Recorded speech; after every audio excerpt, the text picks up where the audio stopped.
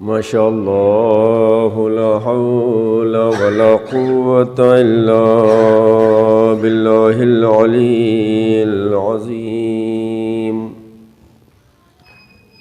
أعوذ بالله من الشيطان اللعين الرجيم. بسم الله الرحمن الرحيم. الحمد لله رب العالمين. الصلاة والسلام والتحية والإكرام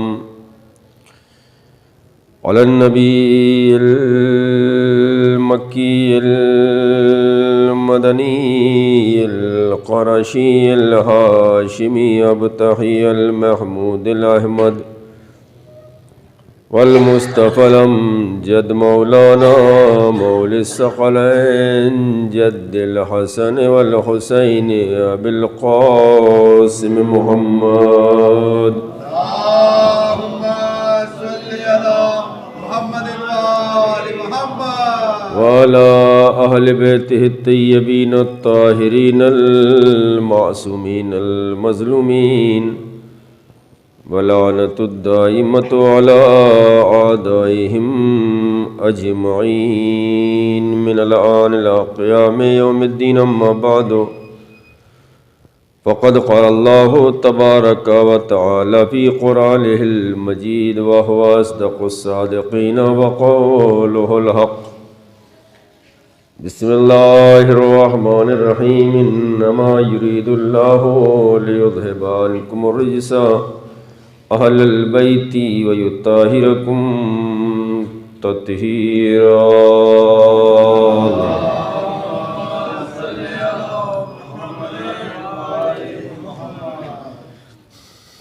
خالق کائنات مالک ارض و سما اپنی پاک و پاکیزہ کتاب قرآن کریم میں یہ ارشاد فرما رہا ہے، اہل بیت اللہ کا ارادہ یہ ہے کہ آپ کو ہر رجس، ہر عیب سے، ہر برائی سے دور رکھے، جیسا کہ دور رکھنے کا حق ہے.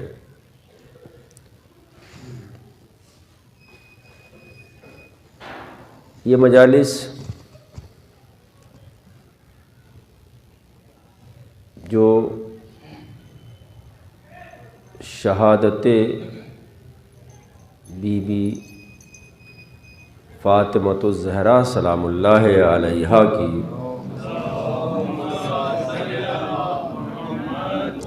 کی سلسلے سے منعقد کی گئی ہیں، یہ بہت زیادہ اہمیت کی حامل ہے.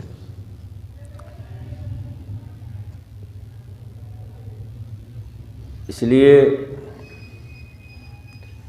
کہ امام معصوم فرماتے ہیں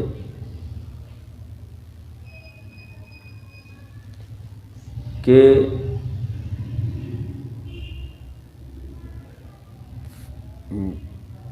فاطمہ نام اس لیے رکھا گیا ہے کیونکہ کائنات معرفت فاطمہ حاصل نہیں کر سکتی. اب میں کچھ باتیں آپ کی خدمت میں عرض کروں گا. ہم جو کچھ تھوڑی بہت معرفت یا تھوڑا بہت جو ہم بی بی سیدہ کو پہچانتے ہیں، وہ اپنے اعتبار سے جتنا ہمارا ظرف ہے اتنی ہی حد تک، اس سے بھی کم یوں کہا جائے کہ ہم معرفت رکھتے ہیں. معرفت بی بی سیدہ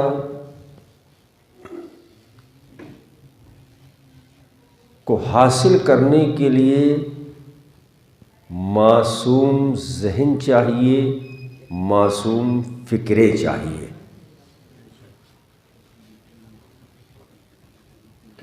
معصوم ذہن اور معصوم فکریں،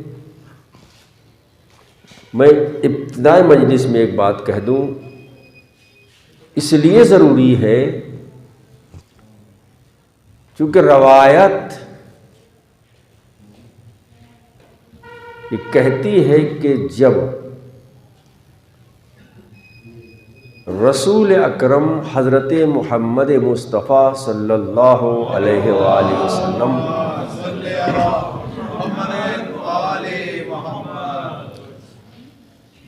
شب معراج پر گئے تو انہوں نے ملائے اعلیٰ کی جب سیر کرائی گئی رسول اکرم کو، تو رسول اکرم نے جنت میں ایک درخت دیکھا کہ اس سے پہلے ایسا درخت رسول اکرم نے نہیں دیکھا تھا کہ جس کے جو بہت ہی زیادہ خوبصورت تھا، اس سے زیادہ حسین درخت رسول اکرم نے دیکھا ہی نہیں تھا، جس کے پتے جنت کے جتنے بھی درخت تھے ان کے پتوں سے زیادہ سفید تھے، اور جس کا پھل جنت میں جتنے بھی پھل لگے تھے ان سب سے زیادہ حسین پاک و پاکیزہ تھا۔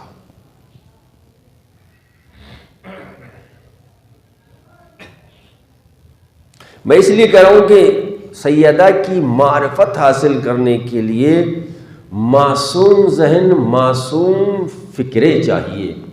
ہم جیسے یا ہم جیسی گنہگار فکریں سیدہ کی معرفت کے ابجد کے الف سے بھی واقف نہیں ہو سکتے۔ یہ اس خاتون کا نام ہے۔ اچھا، جب اتنا زیادہ خوبصورت درخت، کیونکہ روایت یہ کہتی ہے کہ اس سے پہلے رسول نے نہیں دیکھا تھا، لم ارا، کیا مطلب ہوا؟ کیا اس سے پہلے کوئی درخت اس سے خوبصورت تھا؟ کہا نہیں۔ لم ارا کے معنی یہاں پر یہ دیکھا، مطلب یہ نہیں ہے رسول کے پاس سارا علم تھا، لیکن اللہ نے اس سے پہلے اس سے زیادہ خوبصورت درخت پیدا ہی نہیں کیا تھا۔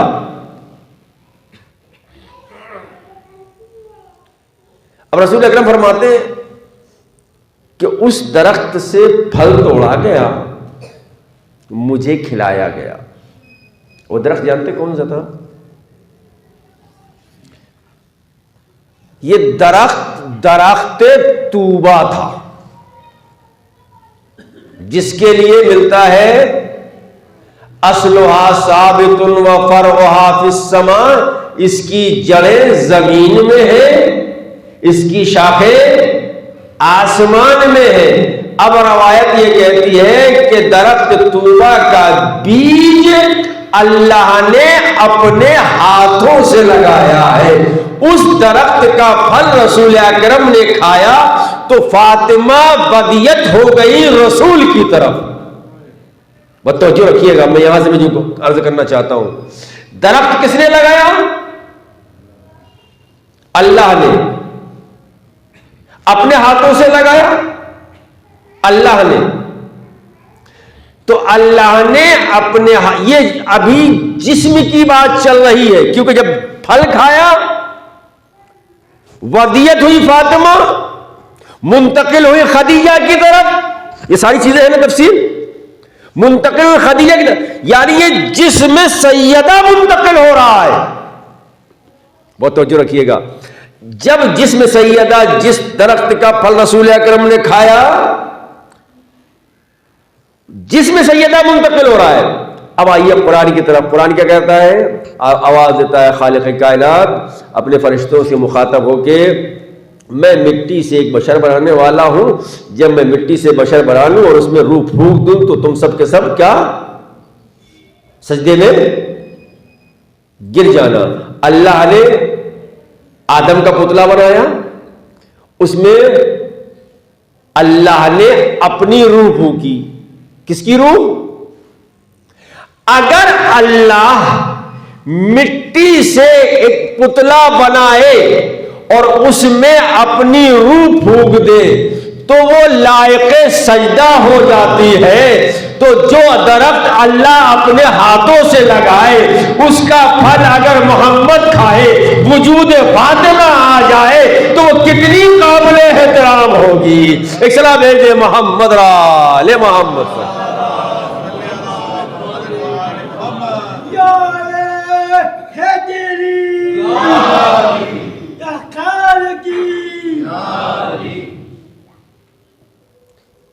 اللہ نے جسم بنایا، مٹی کا پتلا بنایا، اس میں کس کی روح ہوگی؟ اپنی روح ہوگی. وَنَفَخْتُ مِن روحی، اور اللہ نے جب اس میں اپنی روح پھونک دی تو کیا سارے فرشتے سجدے میں گر گئے. تو جس پتلے کو مٹی کو اللہ مٹی سے پتلا بنائے وہ اتنا لائق احترام ہو جاتا ہے کہ اللہ اس میں اپنی روح پھونک دیتا ہے. مٹی سے بنایا. اور یہاں تو معاملہ یہ ہے کہ اللہ نے فاطمہ کو عطا کرنے کے لیے زمین تک محدود نہیں رکھا، بلکہ محمد کو آسمان کی بات نہیں کر رہا ہوں، اعلیٰ علیین پر بلایا ہے، اس مقام پر بلایا ہے. میں نے ابھی گزشتہ مجلس میں عرض کیا تھا، قاب قوسین و ادنیٰ کی منزلوں کو طے کرتے ہوئے محمد عربی، اور اس درخت کی خصوصیات بہت ساری ہے، وہ انشاءاللہ کسی مجلس میں عرض کروں گا. تو یہ درخت، اچھا اب ایک اور صلاح بھیج محمد و آل محمد.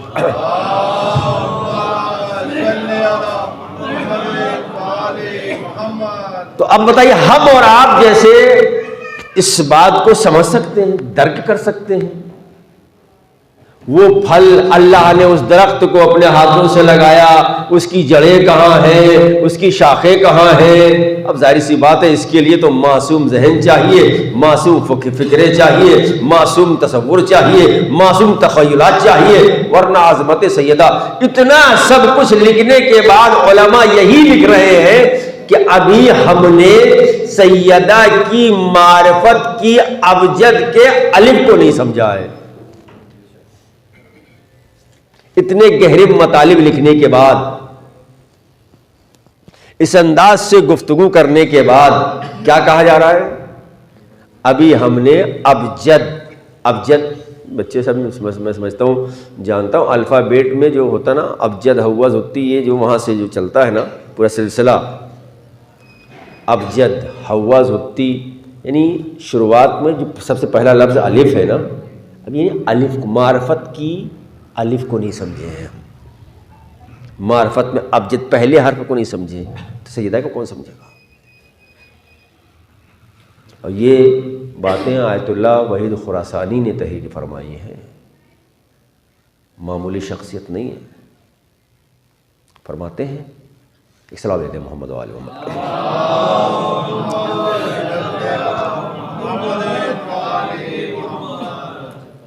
کہ رسول اکرم نے فرمایا فاطمہ تو بضعۃ منی، فاطمہ میرا ٹکڑا ہے. ہم نے صرف اتنی حدیث سنی، فاطمہ تو بضعۃ منی، فاطمہ میرا ٹکڑا ہے. اس کے علاوہ رسول اکرم نے فرمایا وَهِيَ قَلْبِي بَيْنَ جَنبَيَّ، اور یہ میرا فاطمہ میرا قلب ہے جو میرے دونوں پہلوؤں کے درمیان ہے. یا رسول اللہ کیا تعبیر ہے! دیکھیے معرفت کے دریچے کیسے کھلتے ہیں علماء کس طریقے سے، اور اس کے بعد بھی لکھ رہے ہیں کہ ہم ابجد کی الف سے واقف نہیں ہیں. کہا وَهِيَ قَلْبِي بَيْنَ جَنبَيَّ، یہ فاطمہ میرا قلب ہے جو میرے دونوں پہلوؤں کے درمیان ہے. دل کہاں ہوتا ہے؟ داہنے اور بائیں پہلو کے درمیان ہوتا ہے. جسم سے اگر دل نکال لو تو انسان زندہ رہے گا یا مر جائے گا؟ کام مر جائے گا. اگر فاطمہ کو محمد سے الگ کر دو گے تو رسالت ختم ہو جائے گی، دین اسلام ختم ہو جائے گا. اسلام ہے محمد آل محمد.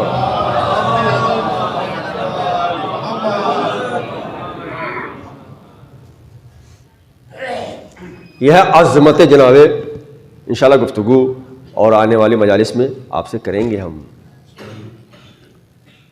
ارشاد کیا ہوا قرآن مجید میں؟ ارشاد ہوا انما یرید اللہ لیذھب عنکم الرجس اہل البیت ویطہرکم تطہیرا. اللہ کا ارادہ یہ ہے کہ اہل بیت آپ کو ہر رجس، ہر برائی، ہر عیب سے دور رکھے، جیسا کہ دور رکھنے کا حق ہے. سیدہ کی معرفت آسان نہیں ہے. یہ مجلسیں کیوں ضروری ہے؟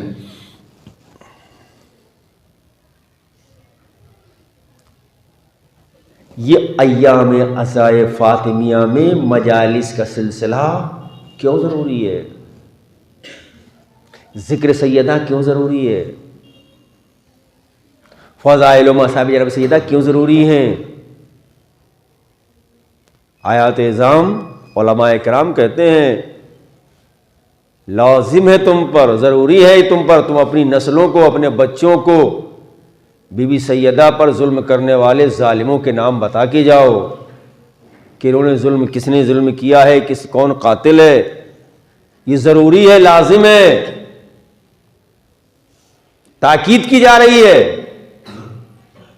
اس لیے کہ سیدہ مرکز طہارت و صداقت ہے. یہی گفتگو کی تھی میں نے پچھلی مجلس میں.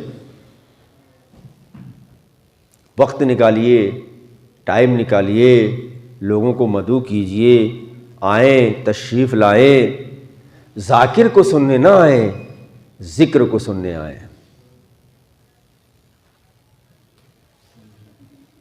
اس لیے کہ ہم نے اہل بیت کا ذکر جو ہے ذاکر کی حد تک محدود کر دیا ہے، ذکر کے حساب سے ہم نہیں سنتے. سیدہ کا ذکر ضروری ہے، لازم ہے. اس لیے کہ دیکھیے ان مجلسوں میں اور جو دوسری مجلسیں ہوتی ہیں تھوڑا سا فرق ہے. میں یہ بات وہاں میں نے نہیں کہی تھی، تو یہاں میں کروں، فرق ہے تھوڑا سا. اس لیے کہ جو اور مجلسیں ہوتی ہیں ان مجلسوں میں جو آنے والے آتے ہیں وہ تولا کی بنیاد پر آتے ہیں، لیکن مجلس فاطمی میں تولا بھی ہے، تبرع بھی ہے. بات کو اور آگے بڑھا.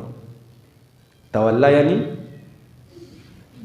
بچے جانتے ہیں، مدرسے میں پڑھے ہوئے ہیں، وہ اچھے سے جانتے ہیں. تولا یعنی اچھے لوگوں سے، یہ بہت چھوٹی سی تعریف ہے، ابتدائی تعریف ہے. اچھے اور سچے نیک لوگوں سے محبت کرنا. تبرع یعنی برے اور برے لوگوں سے نفرت کرنا. یہ مجلس فاطمی تولا اور تبرع دونوں کی غمازی کرتی ہے. تولا بھی ہے، تبرع ہے. اس لیے کہ اور مجلسوں میں کوئی بھی آ جاتا ہے،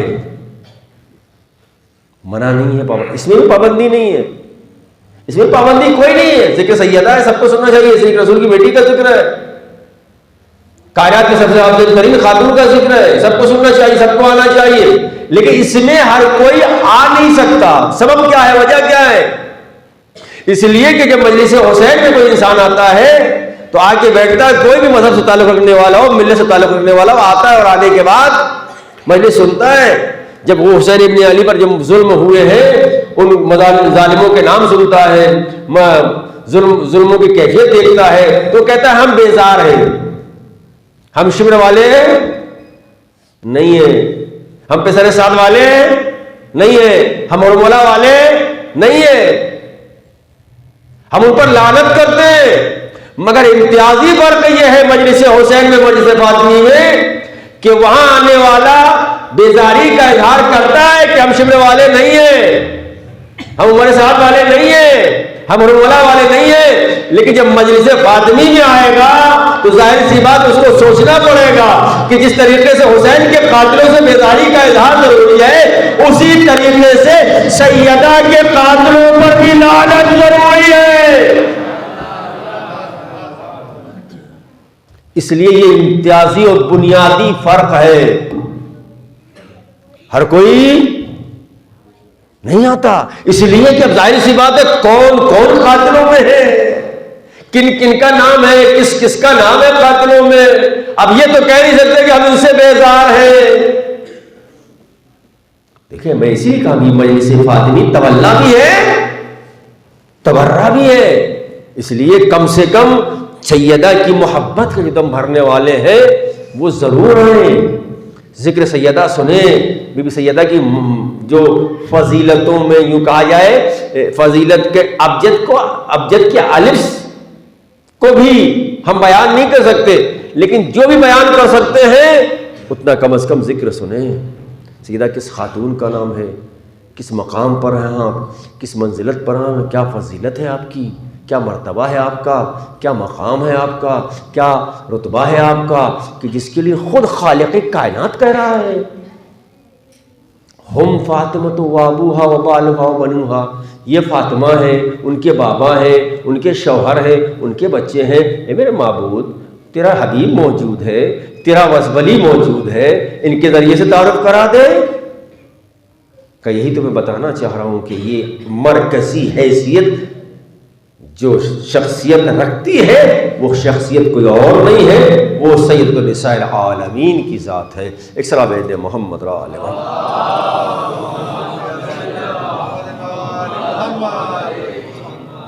ایک صلوات محمد و علیہ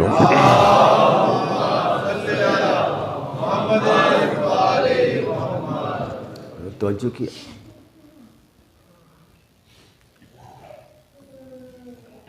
اللہ اعلان کر رہا ہے طہارت کا۔ طہارت کے لیے مرکزی حیثیت کون ہے؟ دو چیزیں یاد رکھیے گا، ایک طہارت اور ایک صداقت۔ اور طہارت کے لیے میں کچھ باتیں عرض کی تھیں، یعنی پاکیزگی۔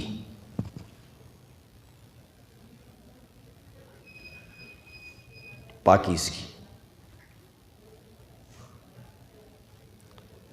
طہارت یعنی نجاستوں سے دوری، طہارت یعنی خباثتوں سے دوری، طہارت یعنی رجس سے دوری۔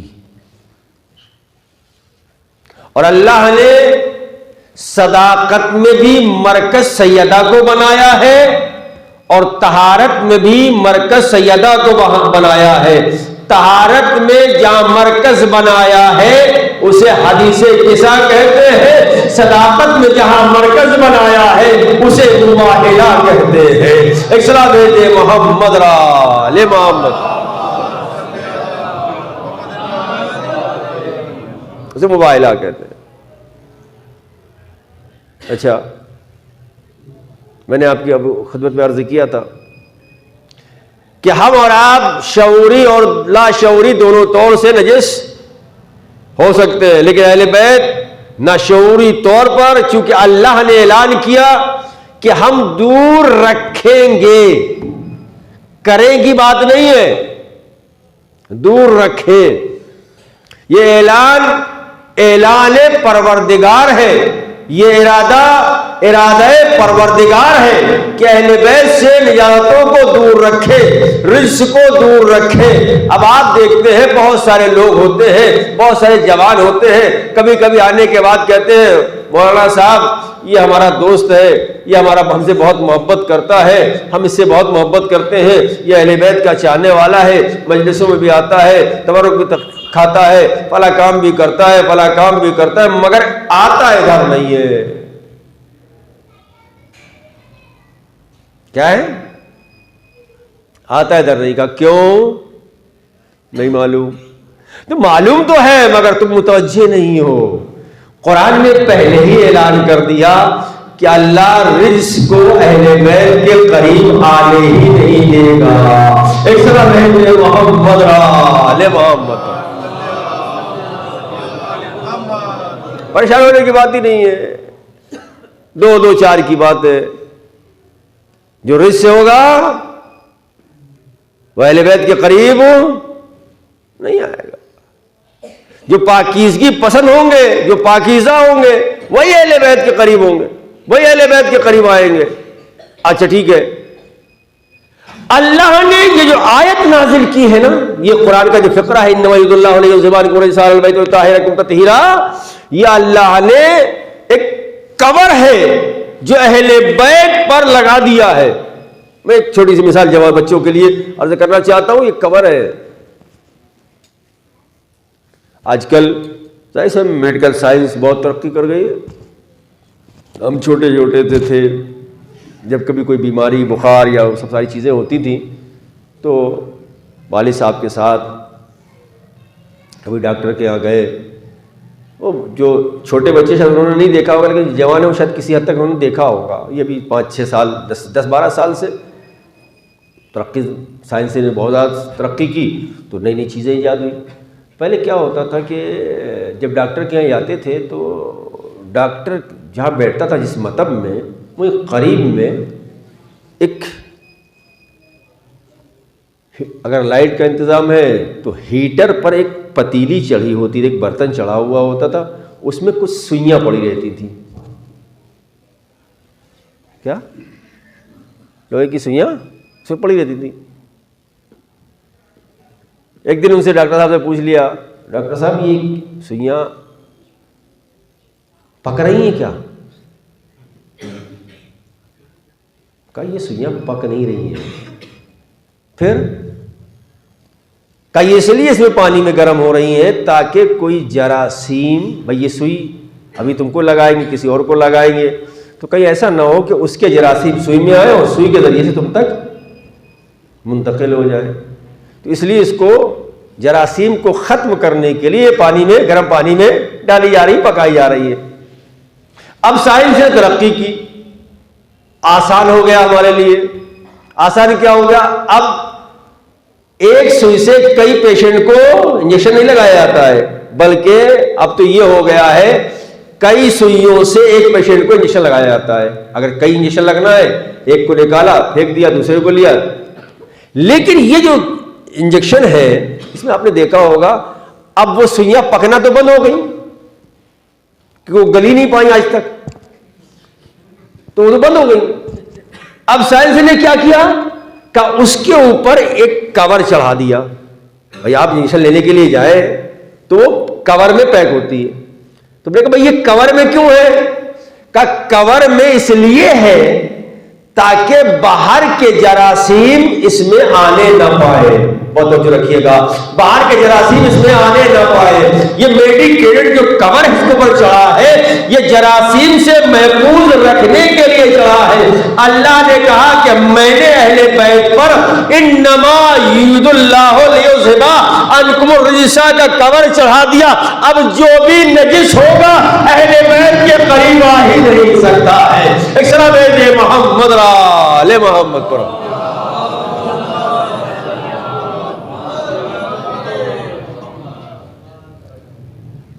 تو یہ اہل انما یرید اللہ، یہ وہ کور ہے کہ اہل بیت کے قریب کوئی نجاست آ ہی نہیں سکتی.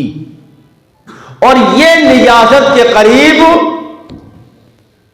جا ہی نہیں سکتے اس لیے کہ اللہ نے ان کو طاہر بنایا ہے.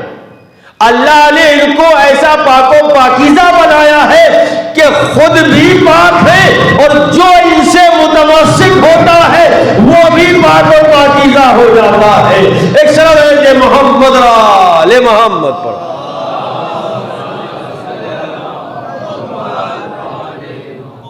ایک اس سے میں سلام ہے محمد آل محمد پر.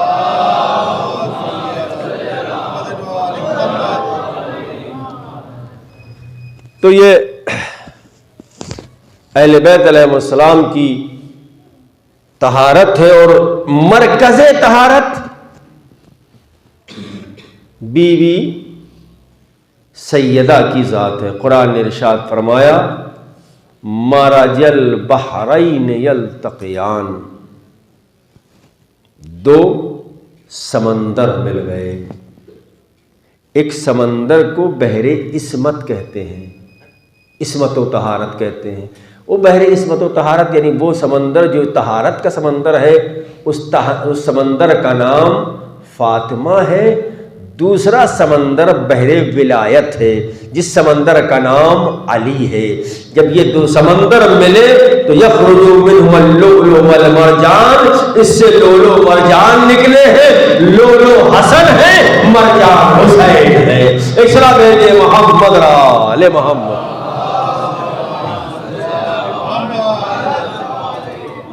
اہل بیت یہ کہ طہارت سمندر کی طہارت، مرج البحرین ایک مثال دی گئی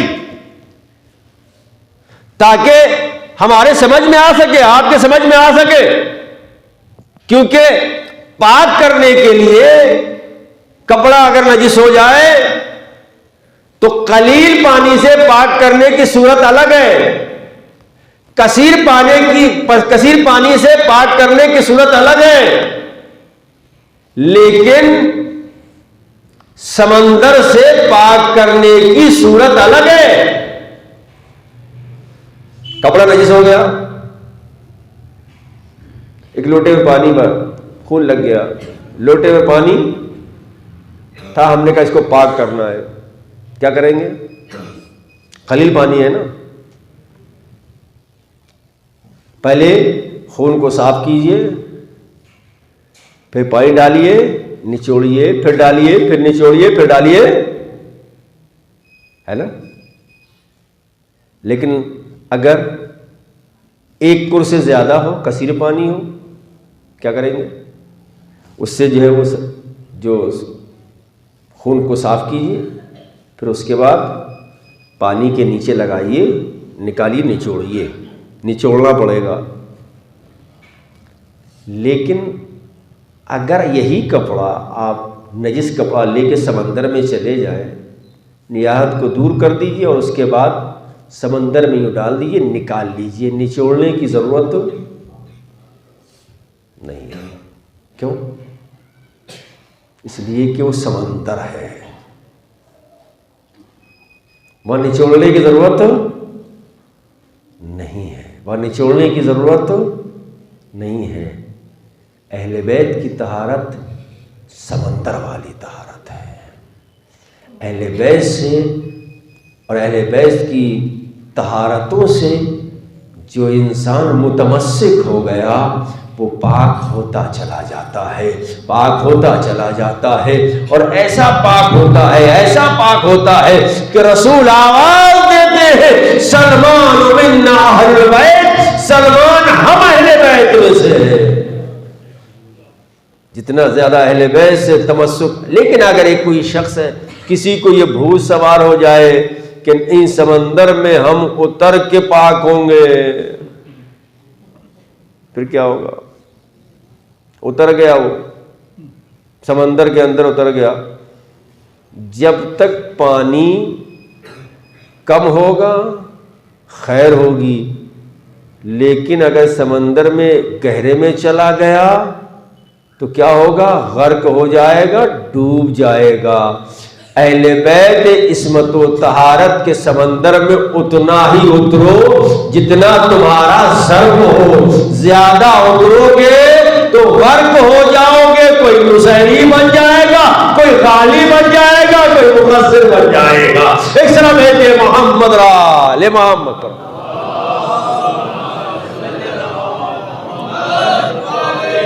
بس میں نے گفتگو کو ختم کر دیا، باقی باتیں انشاءاللہ کل آپ کی خدمت میں عرض کی جائیں گی۔ عزیزو، اہل بیت علیہ السلام جو ایسے پاک و پاکیزہ ہے کہ خود بھی پاک ہے، اور جو ان سے متمسک ہوتا ہے وہ ان سے بھی پاک کر دیتے ہیں۔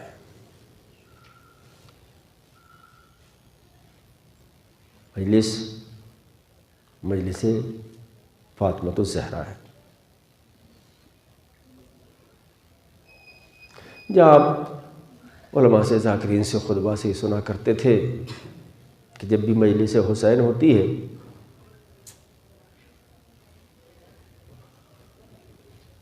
ایک بیوی جنت البقیع سے فرش اعضا پر آتی ہیں اور ان کے ساتھ ایک بچی بھی ہوتی ہے. سنتے رہتے ہیں نا برابر روایت. جب تک فضائل ہوتے ہیں لیکن جیسے مصائب شروع ہوتے ہیں سامعین گریہ کرنے لگتے ہیں تو بچی دادی سے پوچھتی، دادی اماں یہ لوگ کون لوگ ہیں جو میرے بابا اس طریقے سے رو رہے ہیں؟ کہتے میرے بابا کے ماتمدار ادار ہیں. تو یہی تو آپ نے سنا ہے نا کہ بیوی دعا دیتی ہے کہ میرے لال پر رونے والوں سلامت رہو، زندہ رہو. دعا دیتی ہے نا، دعا دیتی ہے نا. مگر مجھے اتنا بتاؤ، ذاکرین پڑھتے رہتے ہیں، روایتیں یہی کہتی ہیں کہ اہل بیت کے غم میں اس طریقے سے رویا کرو جس طریقے سے، خصوصاً شہداء کربلا علیہ السلام کے غم میں جس طریقے سے کسی ضعیف ماں کا جوان بیٹا مر گیا ہو، اس طریقے سے رویا کرو. یعنی بلند آواز سے رویا کرو. تصور کرو ہم سے یہ کہا جا رہا ہے کہ بلند آواز سے رویا کرو، اور علی اپنے بچوں سے یہ کہہ رہے ہیں بچوں آہستہ رونا، آہستہ رونا. کیوں مولا؟ کہ ظالموں کو اطلاع ہو جائے گی، وہ بھی جنازے میں شریک ہونے کے لیے آ جائیں گے، مگر میری بیوی نے زوجہ نے منع کیا، یا علی میرے جنازے میں فلاں کو شریک نہ ہونے دیجیے گا. اگر ان کو اطلاع ہو گئی تو جنازے میں آ جائیں گے. اے میرے علی کے بچوں، اے زہرا کے بچوں، ہاں ماں پر رو لو. ارے تم روئے تو سسک سسک کے ہی روئے، آواز دبا کے روئے، مگر کسی نے تماچا تو نہیں مارا. مگر ہائے کربلا سکینہ، جب اپنے بابا کو روٹی پہنچانے کا بچے مارتے تھے، جب بچی خاموش ہوتی تھی ظالم تازیانے مارتے تھے. عزیزوں، سیدہ کی مجلس ہے، یقیناً حسین امام حسین بھی تشریف لائے ہوں گے، زینب کلثوم بھی تشریف لائی ہوگی. جانتے ہو مظلومیت کیا ہے سیدہ کی؟ جناب خدیجہ کا وقت آخر ہے کہ جو مرتبہ جناب خدیجہ نے جناب فاطمہ الزہرا کو اپنی بیٹی کو سینے سے لگا دیا اور رونے لگی، ساروں قطار رو رہی ہے. جناب فاطمہ پوچھتی ہے اماں کیا بات ہے، کیوں رو رہی ہو؟ بس اسی اثر میں رسول اللہ تشریف لاتے ہیں. بیوی نے دوڑ کے بابا سے لپٹ گئی تھی، وہ کہتی ہے بابا اماں رو رہی ہے. اسے پوچھی کیوں رو رہی ہے؟ ایک پتہ رسول اکرم نے فرمایا خدیجہ کیوں رو رہی ہو؟ جناب خدیجہ فرماتی ہے میں ملکۃ العرب تھی، مگر میں نے اپنی بچی کے لیے ایک بھی لباس نہیں چھوڑا، ایک بھی لباس میرے پاس نہیں کہ میں اپنی بچی کو دے دوں. بس ایک مرتبہ رسول اکرم نے فرمایا اے خدیجہ تم ملکۃ العرب ہو، تمہاری بیٹی سید النساء العالمین عالمین کی عورتوں کی سردار ہے. ارے خدیجہ اس دنیا سے چلی گئی مگر مصیبتوں کے پہاڑ سیدہ پر وفات رسالت معلوم پڑے. آواز رسول کی چہیتی بیٹی نے صحبت علیہ مصائب النہار صحبت علیہ وسرنا علیہ دیا. اے بابا میرے اوپر مصیبتیں تھوڑی اگر دل پر پڑتی تو راتوں میں تبدیل ہو جاتے. جزاکم اللہ خیر الجزاء. کوئی وقت نہ دے. عجیب و غریب منزل ہے عزیزوں، عجیب و غریب مسائل ہیں جناب سیدہ کے. تاریخ کہتی ہے مقاتل لکھتے ہیں کہ امام حسن جب تک زندہ ہے مدینے میں اس گلی میں لے جاتے تھے جس گلی میں قاتل کا گھر تھا، اس لیے کہ وقت یاد آ جاتا تھا. کے رخساروں پر مارنے لگنے والا تماچا یاد آ جاتا تھا، ماں کے پڑھنے والا تازیانہ یاد آ جاتا تھا، ماں پر تلوار کا وار یاد آ جاتا تھا. حسن اس گلی میں نہیں گزرے. ارے ذرا سوچو علی نے کیسے برداشت کیا ہوگا. زہرا کے قاتل سامنے تھے مگر علی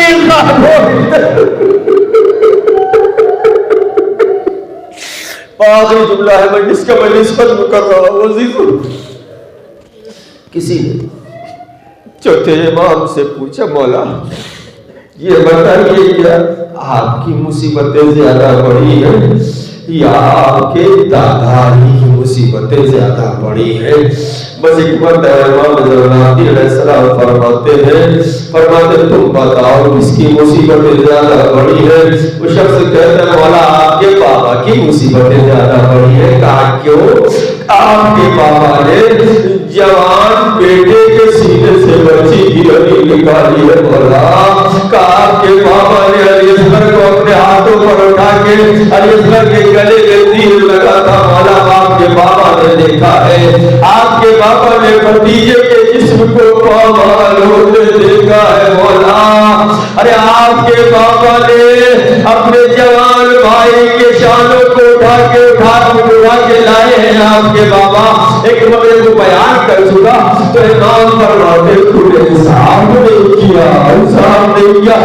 مولا کیسے آپ کے دادا کی مصیبتیں بڑی ہیں. آخری جو نہیں مجلس کا اللہ کے مقام فرماتے ہیں ارے میرے پاپا پر کچھ مصیبتیں میرے پاپا کی شہادت کے بعد پڑی ہے مگر وہ مصیبتیں میرے دادا کی زندگی میں پڑی.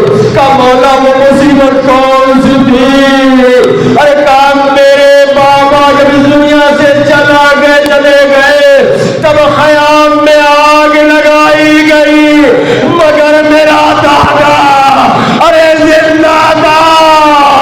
ارے گھر میں آگ لگا دی گئی. سیدہ کو